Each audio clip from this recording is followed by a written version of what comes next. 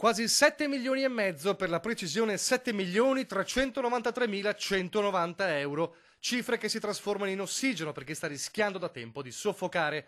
Pedemontana Veneta, sblocco di una importante tranche di pagamenti per gli espropri.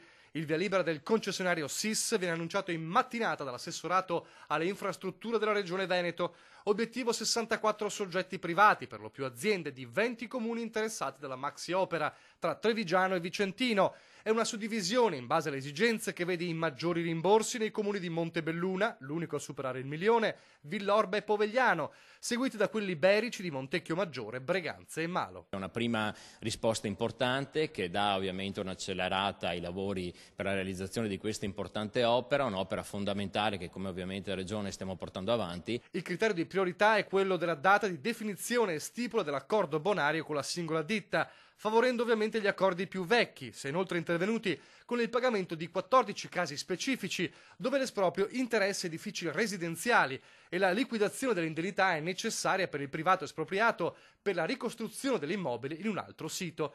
In questi casi prevale l'aspetto sociale della ricostruzione della casa oggetto di esproprio. Penso che questo sia un buon inizio e mi auguro che nei prossimi mesi si possa proseguire su questa strada. Una notizia accolta positivamente anche dall'opposizione, che però puntualizza: memori dei clamorosi ritardi, le preoccupazioni rimangono forti, spiega Cristina Guarda del gruppo Alessandra Moretti presidente. La credibilità del consorzio SIS è talmente compromessa che fino a quando non si comproveranno le transazioni noi rimarremo vigili. C'è inoltre, continua, un grave punto interrogativo su quanto potrà accadere a metà maggio, quando scadrà un'altra procedura legata agli espropri della primavera 2012. Se entro metà maggio la SIS non salderà questi espropri, si potrà parlare di occupazione illecita dei terreni ed è prevedibile una serie di cause giudiziarie.